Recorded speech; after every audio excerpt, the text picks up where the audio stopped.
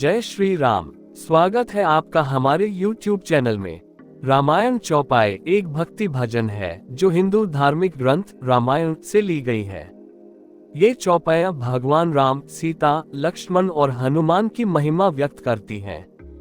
ऋषि वाल्मीकि द्वारा लिखे गए रामायण के मूल ग्रंथ से निकलकर ये चौपाइयाँ भक्ति भावना और प्रेम को व्यक्त करती हैं। आज हम रामायण की कुछ चौपाइयों के बारे में चर्चा करेंगे जिनमें जीवन से जुड़े कुछ तथ्यों के बारे में बताया गया है, जैसे कि नंबर 1, परीक्षा में सफलता के लिए रामायण चौपाई। जही पर कृपा करही जन जानी, कवि ओरजिर न चावही बानी, मोरी सुधारही सो सब बनती, जासु कृपा नहीं कृपा अघाती। इस चौपाई का जाप करने से आप भक्ति में स्थिरता प्राप्त कर सकते हैं और अपने आध्यात्मिक सफलता की दिशा में प्रकट हो सकते हैं। इस चौपाई का ध्यान और चिंतन के माध्यम से जाप करने से आप किसी भी प्रकार की परीक्षा में सफलता पा सकते हैं। ये चौपाई रामायण के मुख्य सिद्धांतों को समर्थन करती है जो सत्य, धर्म और प्रेम की महत्वपूर्णता पर चर्चा करती है। इसका जाप करने से आप इन गुणों को अपने जीवन में अपना सकते हैं। इस चौपाई के लिए यह जरूरी है कि आप इसे भक्ति भाव से करें और इसमें पूरा मन लगाएं। अगर आप भी श्री राम जी के भक्त हैं और उनकी भक्ति में रुचि रखते हैं तो हमारे चैनल को सब्सक्राइब करें और बेल आइकन को दबाएं ताकि आप हमारे नए वीडियोस को मिस न करें। नंबर 2, विपत्ति में सफलता के लिए रामायण चौपाई। राजीव नयन धरधनु सायक, भगत विपत्ति भंजनु सुखदायक। इस चौपाई में बताया गया है कि श्री रामचंद्र जी चारों ओर से राजीव नेत्रों से सुसज्जित थे। उन्होंने धनुष उठाकर सायक को धारण किया। वह भक्तों की संकटों को नष्ट करने वाले हैं और सुख के दाता हैं। इस चौपाई का जाप करने से किसी भी प्रकार की विपत्ति में सफलता मिलती है। ये चौपाई श्री रामचरितमानस के युद्धकांड के 107वें सर्ग में सीता माता के स्तुतिप्रद प्रभु श्री राम की गुणगान करने के लिए है।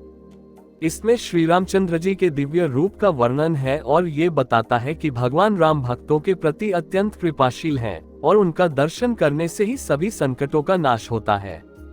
नंबर 3, धन संपत्ति की प्राप्ति के लिए रामायण चौपाई। जे सकौम नर सुनहि जे गावही, सुख निरापद नाना विधि 2। इस चौपाई को जो भी व्यक्ति सुनता है या गाता है वह सुख और निरापद से युक्त होता है। उसके जीवन में धन संपत्ति की प्राप्ति होती है और वह अनेक प्रकार से विशेष आशीर्वाद प्राप्त करता है। ये चौपाई श्री रामचरितमानस में सुंदरकांड के आरंभ में हनुमान जी द्वारा बोली गई थी। जब हनुमान जी लंका में सीता माता को खोजने के लिए रावण के दरबार में पहुंचे थे।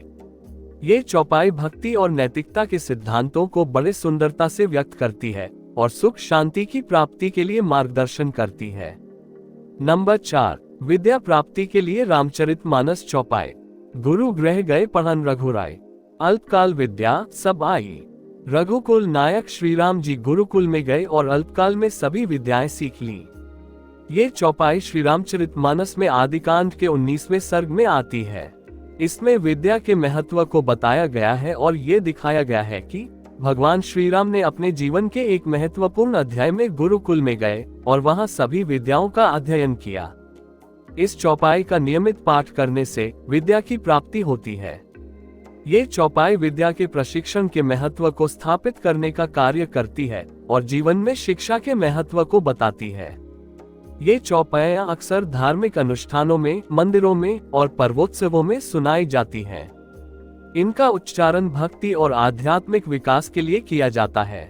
रामायण चौपाई का महत्व हिंदू समाज में अधिक है और ये एक श्रेष्ठ और पवित्र धार्मिक रचना है जिसका अनुकरण अनेक लोग करते हैं। ऐसे ही और वीडियो देखने के लिए हमारे चैनल को सब्सक्राइब करें और बेल आइकन दबाएं ताकि आप हमारी नवीनतम अपडेट से अपडेट रहें। धन्यवाद।